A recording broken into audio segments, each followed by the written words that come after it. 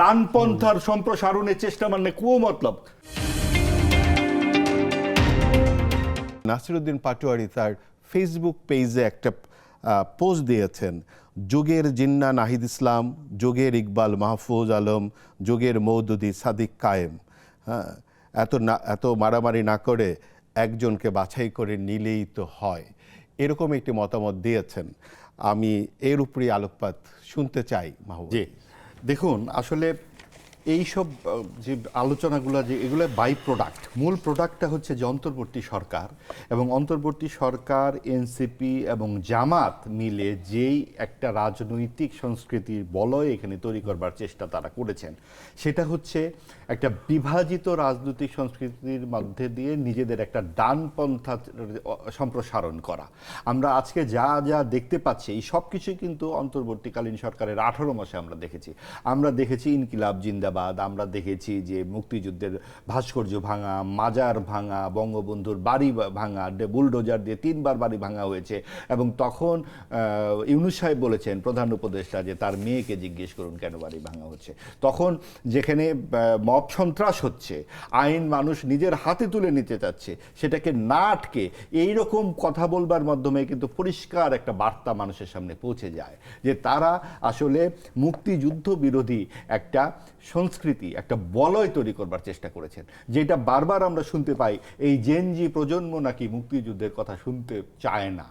আচ্ছা, এই জেনজি প্রজন্ম আর কি শুনতে চায় না? তারা কি পিতা মাতার সাথে যে সম্পর্ক, আমাদের আবহমান পারিবারিক বন্ধন, ইতিহাস, ঐতিহ্য, পরম্পরা কিছুই শুনতে চায় না? আমরা তো জেনজির সাথে, আমাদেরও তো বাড়িতে জেনজিরা আছে, আমাদের সকল কিছুই তো জেনজিদের সাথে ওঠা বসা। কই, আমরা তো সেরকম জেনজি কোথাও দেখি না।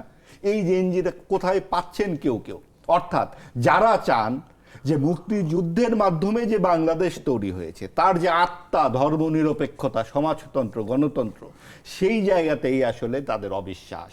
এবং ওই জায়গায় কুঠারাঘাত করতে হবে বলেই আপনি দেখুন যে ব্রাহ্মণবাড়িয়ায় কি ঘটছে। একটা চলচ্চিত্র বন্ধ করে দেওয়া হচ্ছে প্রদর্শনী, এবং বলা হচ্ছে এই শহরে কোনো চলচ্চিত্র কেন্দ্র থাকবে না।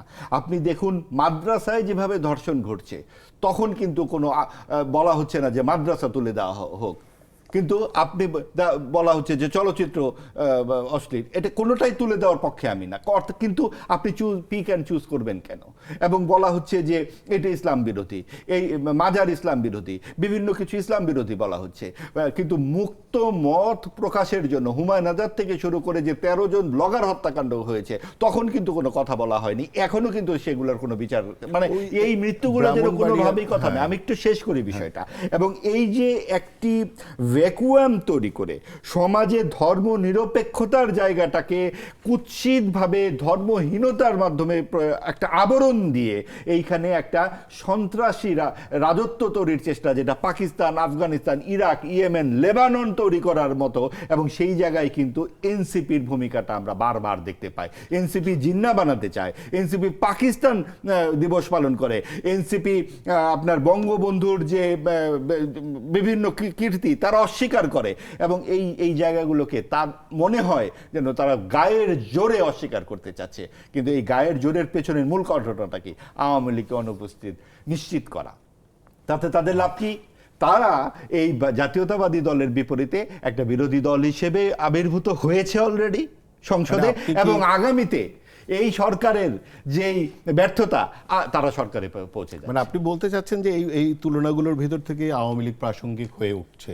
আমি বলতে চাচ্ছি আওয়ামী লীগের প্রাসঙ্গিক হচ্ছে কি হচ্ছে না এটা পরের কথা, এটা আওয়ামী লীগ বুঝবে। আমি বলতে চাচ্ছি যে যেই কুমতলবের রাজনীতি চলছে, মুক্তিযুদ্ধকে অস্বীকার করা মানে কুমতলব, ডানপন্থার সম্প্রসারণের চেষ্টা মানে কুমতলব। আমাদের প্রধানমন্ত্রী বলেছেন এই দেশে বিশ্বাসী, অবিশ্বাসী, সংশয়ী সকলের সমান মর্যাদা থাকবে। এই বিশ্বাসী, অবিশ্বাসী, সংশয়ী সকল মর্যাদাই মানে ধর্মনিরপেক্ষ সমাজ। সেই ধর্মনিরপেক্ষতাকে ছুঁড়ে ফেলবার যে বাসনা, সেটাই জুলাই সনদ।